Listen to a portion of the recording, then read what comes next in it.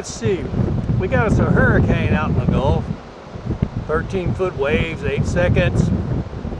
And I can tell these crane operators, or at least the people that own their cranes, are not from around here. Let's just see what happens to this. What could possibly go wrong with 13-foot waves, 8 seconds storm? It's gotta be something easy.